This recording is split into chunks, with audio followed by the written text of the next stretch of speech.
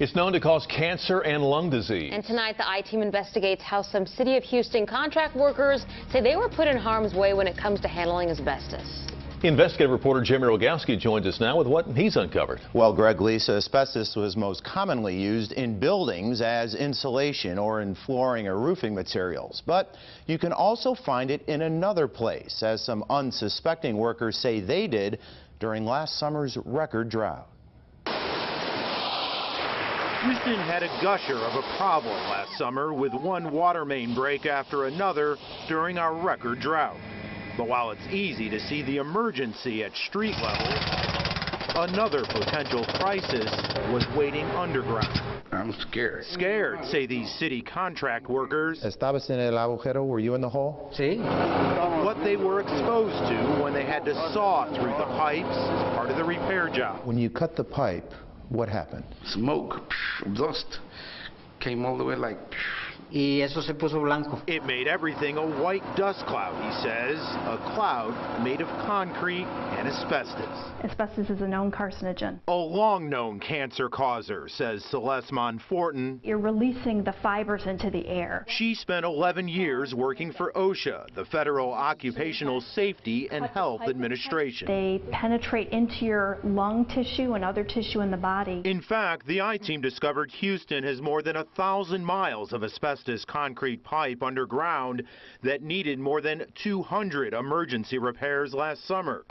So it hired contractor Raytech Construction Resources to do some of them. But Did your bosses ever tell you this was asbestos? Never.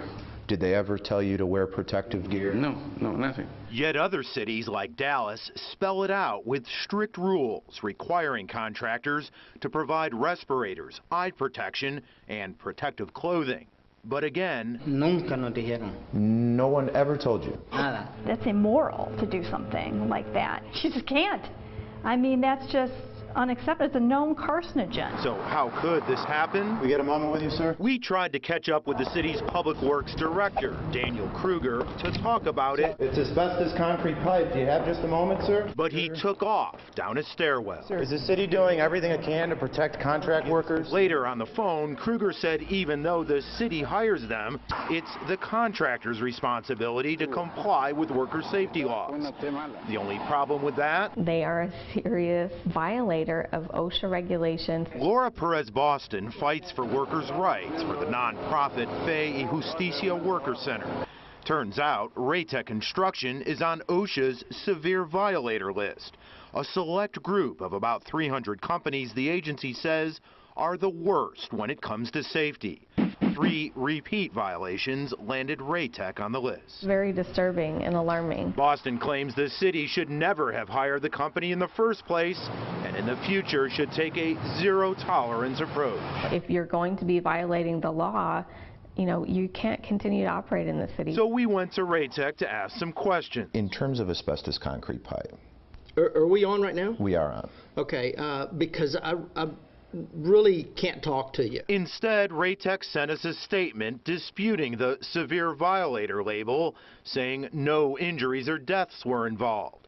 As for asbestos concrete pipe, Raytech says it requires the use of respirators and eye protection and claims it held safety meetings with all of its subcontractors. But we never had a meeting on that. Melvin Cobb's company is one of those subs and says he had no idea they were handling asbestos concrete. We wasn't told that that's what it was. Should you have been told? Sure, we should have been told. Un irresponsable. It's irresponsible, say these workers, to leave them in the dark, and now with worry. It will do harm to my physical body.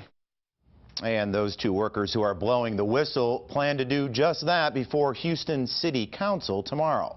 We'll be there and report back on what happens. I'm Jeremy Rogowski, KHOU 11 News.